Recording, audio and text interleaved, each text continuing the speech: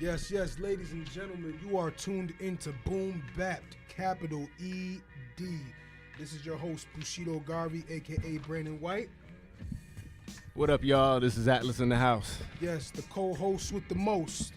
And we're in the building with the artistic, intelligent, and passionate gentleman, MDotCoop and good, Shawn Kool-Aid Brown. What's good? What up? Here, Rochester. Y'all feeling good, man? Yes, sir. Feeling great, actually. Feeling good. Awesome. For those who don't know, BoomBappED, capital ED, is an honest, open, and clear-headed exploration of education and cultural issues focused on, but not limited to, the Rochester area through a hip-hop lens. So we're going to hop right into it because we have a 30-minute show. We would just like both of y'all to do a little thing called Run Down Your Resume. Just spend a second running down your professions and passions. Cool. I'll let you start, Brody. I mean, as far as passions and I guess professions, I am an MC. My name is MDotCoop. I'm also an events coordinator, organizer, if you will, curator of events. Let's Be Friends party that I started with my bro DJ Tim Tones. I do some other stuff, skateboard, ride bikes, you know what I'm saying? We bounce around with some different hats. Stacy and Coop on the bike all over the city. Mobbing, always. I'm Shawn Brown, but all my people call me Kool-Aid, hip hop connoisseur.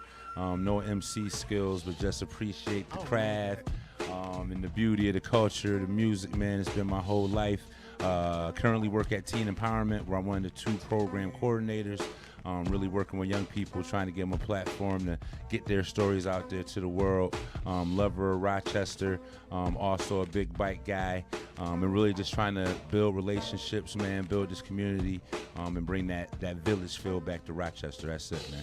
Indeed. Yes, Had to throw that flavor in your ear on. Respect to Rest Craig in Mack. peace to my big up guy. Craig Mack, man. Word. Yo, this record really changed the face of hip hop. You know what I'm saying? It was weird because it was an underground record, right? It really was right. But it was a mainstream record, and it really brought hip hop into this new light. So big up Craig Mack. Catapulted big, And too.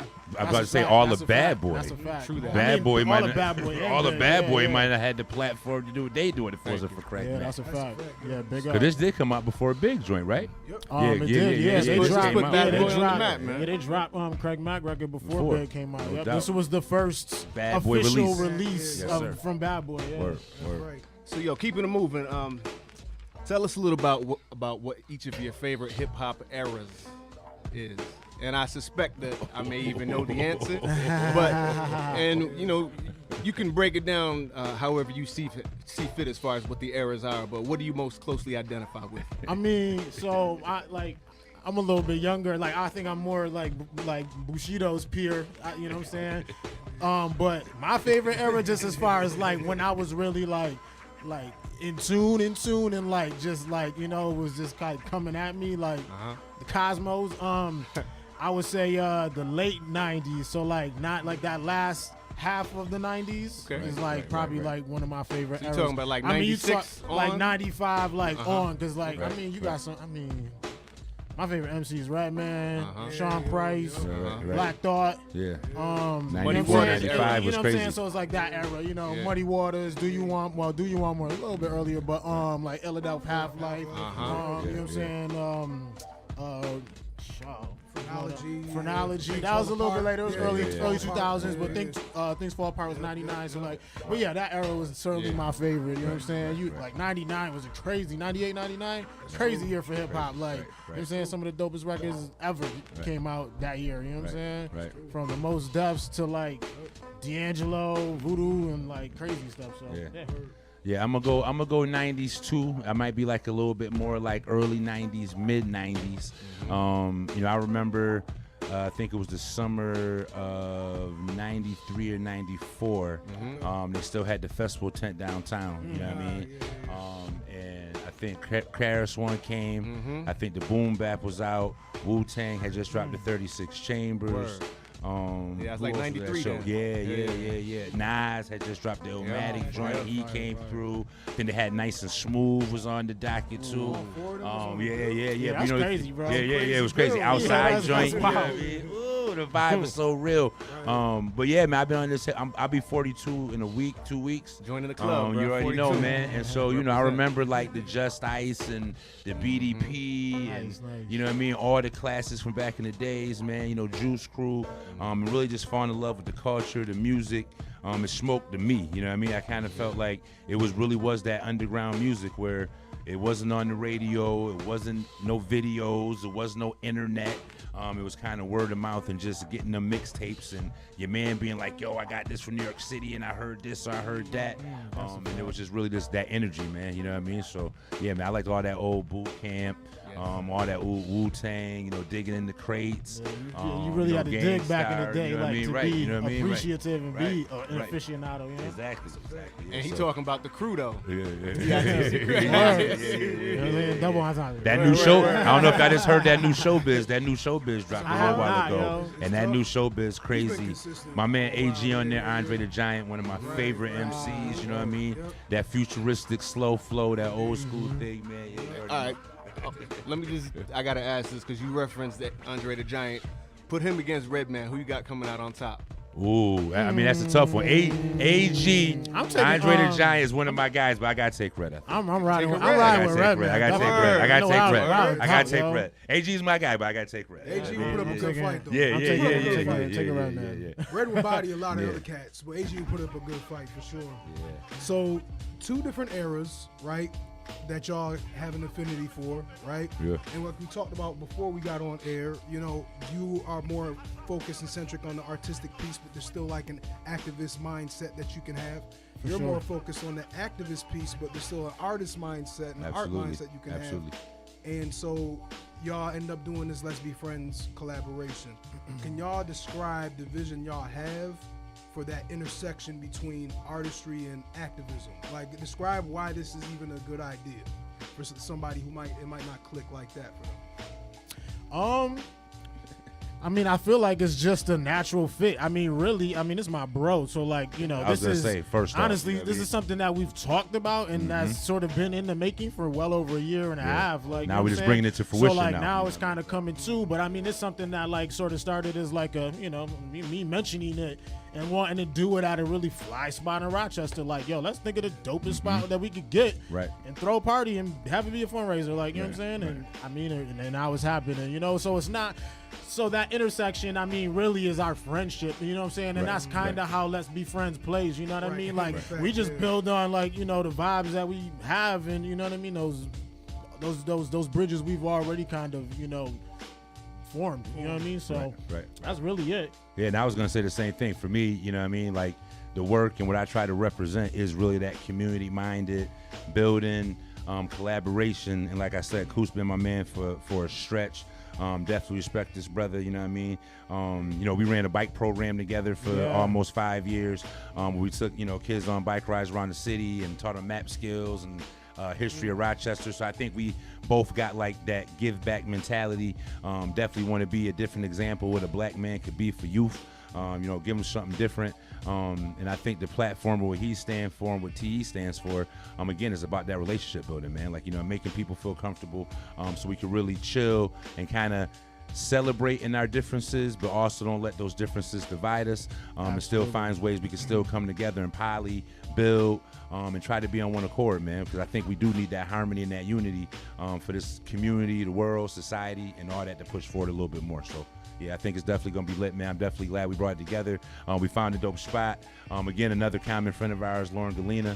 Her family owns the Metropolitan. Yeah. So you know what I mean. So again, the relationship and the network came together to really make it happen. So man, it's just support and love. I'm super grateful to Coop and Tones for even thinking about us and working so hard to bring it together, man. And I can't wait for April 13th so we can get it in. We're gonna have some of the young people doing poetry, spoken word, a couple songs. So the young people are gonna again have that platform to really tell their stories, show how they use the power of spoken word to really change societal norms, unite people, and really engage young people and adults behind this mission to change, man. So yeah, it's gonna be dope for real. So in addition to y'all relationship kind of setting this off, when you were describing the process of how it was gonna happen and what was gonna happen in it, like you ended up basically saying that what the intersection was, which is, you know what, our kids are going to be doing this poetry, they're going to be kicking their rhymes, talking about their, and that's exactly what is needed for people to understand how to generate and incubate that change. Absolutely. And I think art is one of those major intersections, just point blank period in itself. True like, indeed, right. That's something that's a common bond, I feel like, amongst most people. I feel like there's not very many people out there who don't appreciate art in some way, shape, or form. So, we're kind of doing a mixed media sort of thing, if you will, on that particular night. And, we're going to, thug it out and have a good time. We got the cat, one of Coop people, Young Salute. Good brother, going to be doing a live art installation while the show's going down. Too as well, so that's going to be fire, man. And I think, too, man, I just want to bring back, like, that rebel music, you know what I mean, that spirit. Again, we talking about that golden era hip-hop, you know what I mean, the 80s, 90s. When I was coming up, bro, like, I was learning about Black history. I was learning about Africa. I was learning about systemic issues that happen in this country through the MCs of the time. You know what I mean? Those are the cats that was the mouthpiece that was talking about they hood, talking about stuff that was going on in the world that was making me get conscious. You know what I mean? Making me go research, making me go read.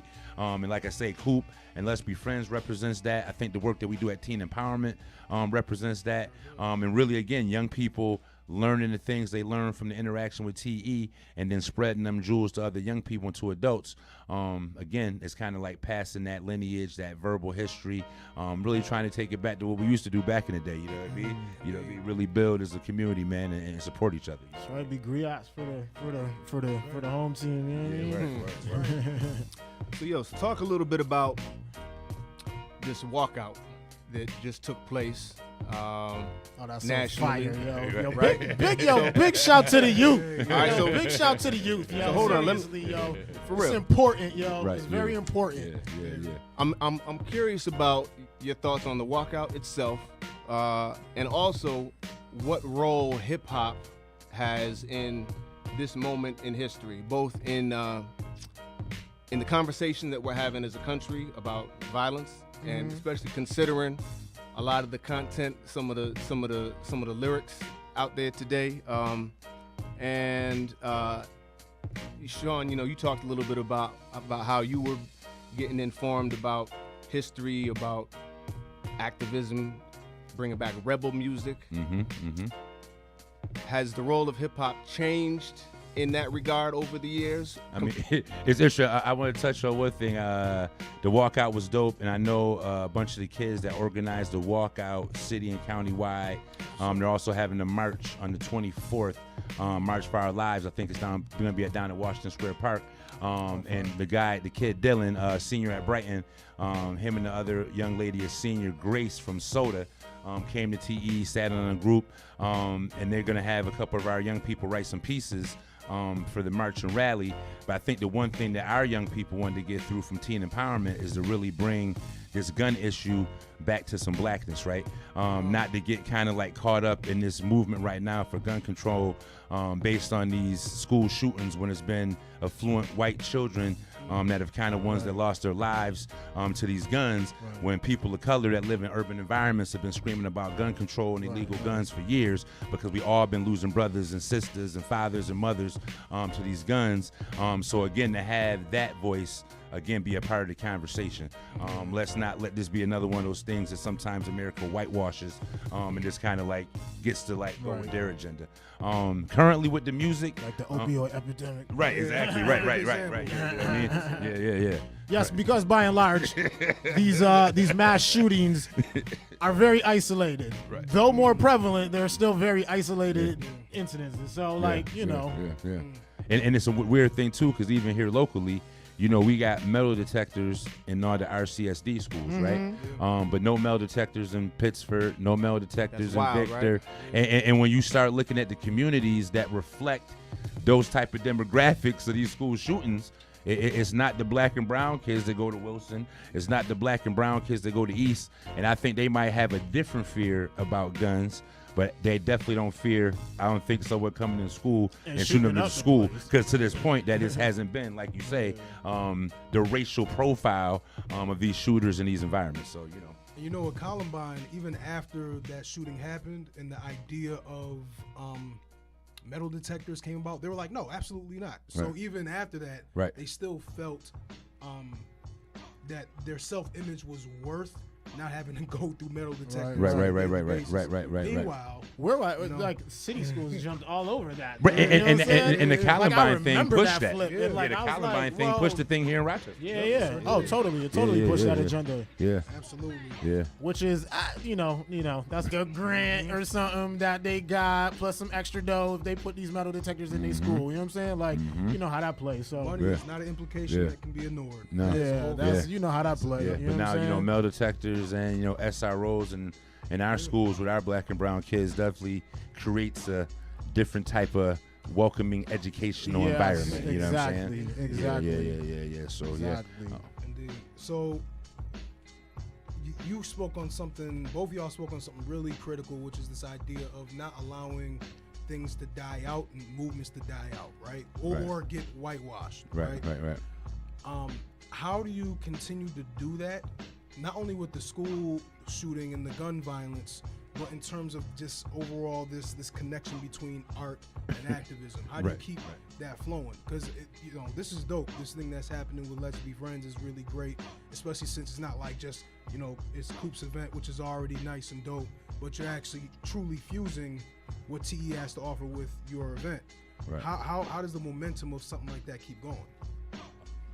Man, I think I think engaging young people, man. I think that the youth is definitely the key component, and I think it's collaboration with all the good brothers and sisters in the city of Rochester that really care about young people and seeing this change in this community. Obviously, Coop and I are gonna continue to build, and I know this is gonna be successful on April 13th. So by the time that one's over, we are going to be trying to plan something else and how we can kind of collab and bring it together. But I think really just building with different other nonprofits in the city, and I think to stop the silo thing, to stop this competition for young people, for money, and if you're really about this work and this and this change, I think you got to put your ego aside and try to work with other folks to make it happen. You know what I'm saying? I think Shawn touched on one of the biggest components is definitely just engaging the youth. You know what I mean? That's going to be really the change. You know what I mean? I mean, you see the change. You know what I mean? Like the youth staged the nationwide walkout. Right. And we discredit, like, you know what I mean? Right. Like as it being a little bit older and like, some of y'all a little bit older than me. Like, Right. yeah, I hear how people discredit youth. Like, and I'm a Absolutely. big, I deal with a lot of younger folks, with some of our events and different things that we book and whatnot. Through Let's Be Friends and Whole Click, some of our showcases, and I see the energy that they put out and the work ethic and the self drive, like and the motivation and like well, we ain't got it, but like my man's over here got it, and these like collectives that they form and different things. I'm not saying that's everybody, but I do see like that energy and obviously they doing positive things. I mean, They really showed out, and I appreciate it. I think it's something that needs to be addressed, and I mean they front line for this issue. So I mean, I think see their potential, man. Like I mean, even like some of the music now. Aaron asked a question a little while ago. Like I don't feel all the music that's going on right now, but it's not for me to feel necessarily because the young people feel it.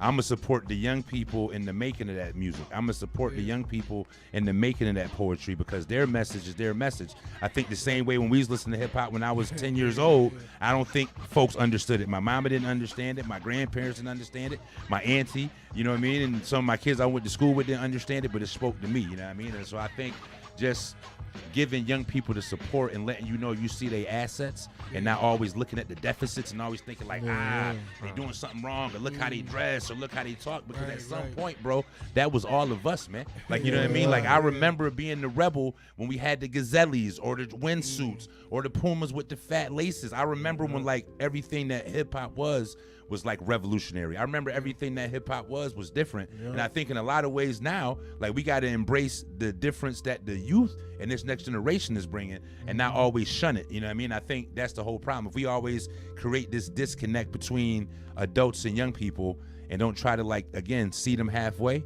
then like we're going to keep having this tension. And I think, again, the worst result is that we keep losing young people. You know what I mean? That disconnect is only pushing the young people further away. And then we get mad at the outcome and the behavior, but then aren't willing to be the support and the guide, the mentor to kind of bring them up if they need it. You know what I mean? So I don't know. That's that thing. You know what I mean? Solid.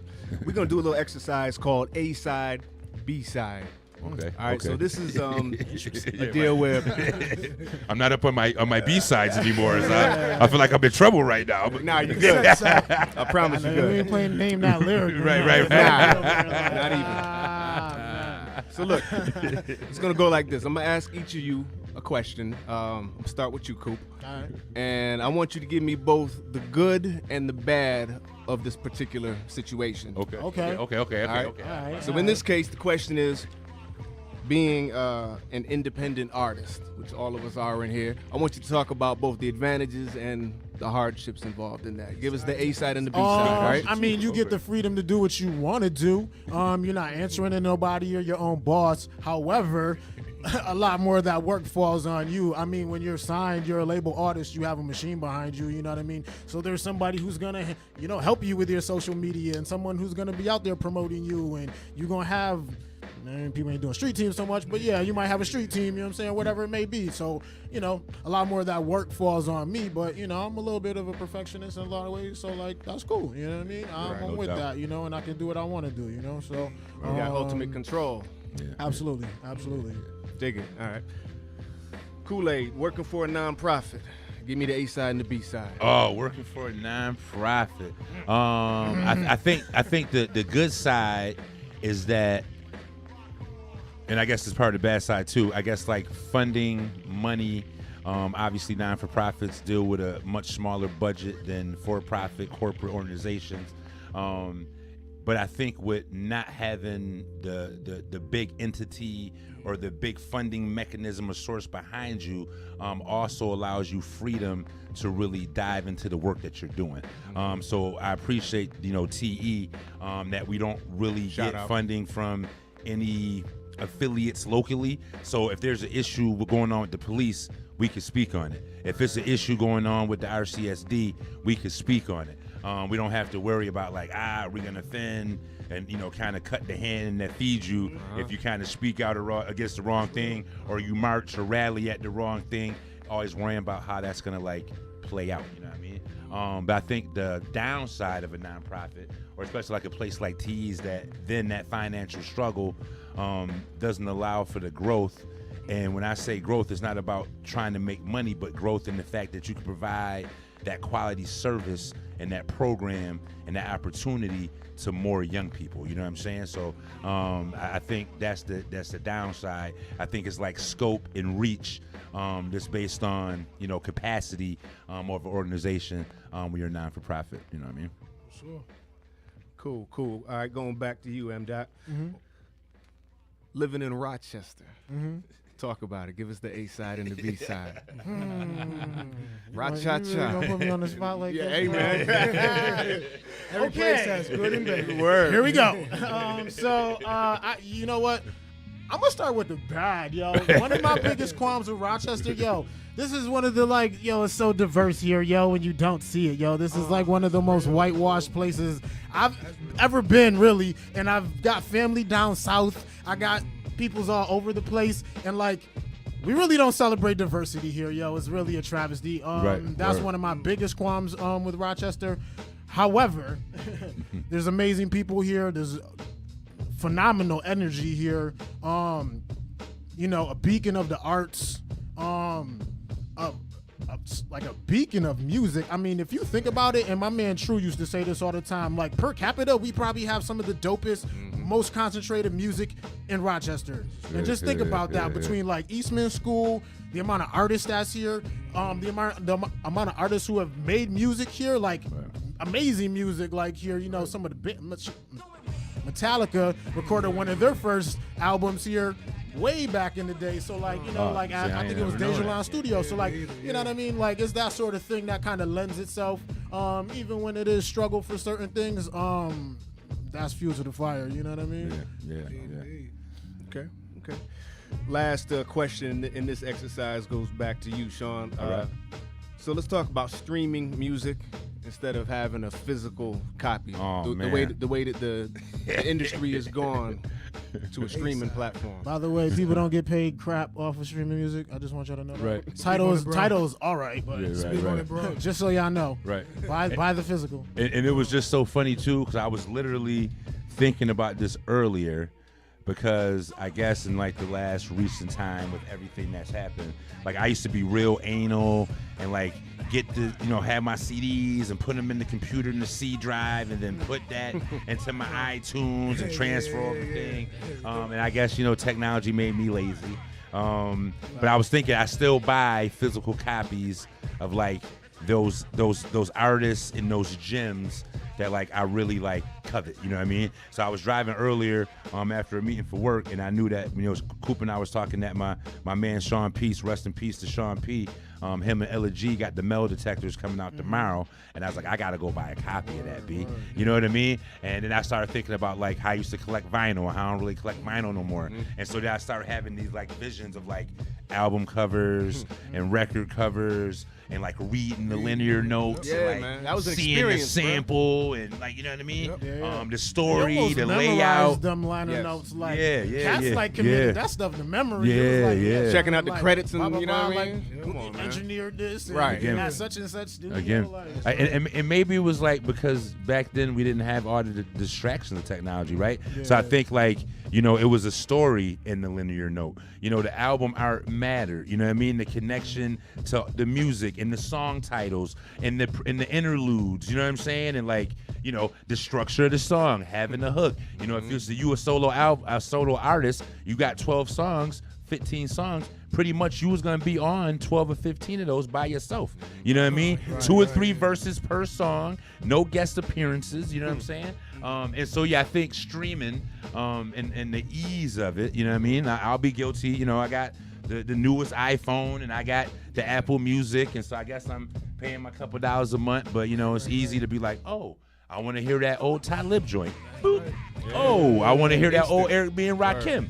Boop. Oh, I want to hear that old Mad Lion. But this is the flip side of that, though. If you already own, say, that old Talib joint, you know what I'm saying? I pay at some point. You know what I'm saying? You paid for it at some point. And if you put it in the CD player, you're not helping that artist out anymore. Right, you know what I'm saying? right. So there's that flip side to it, too. It's you might be, you know what I'm saying, listening to it here and there, but like if you stream it, like, you know what I'm saying, like you're still helping that artist out in some way. Might be a little drop in the bucket, but it's something compared to you pay for it once upon a time and like now, and that's not, obviously you're not buying every album. Right. But yeah. And I even look. Piggyback on, I'm sorry. No. I was gonna say. Piggyback on what you're saying. There's a lot of like dope artists.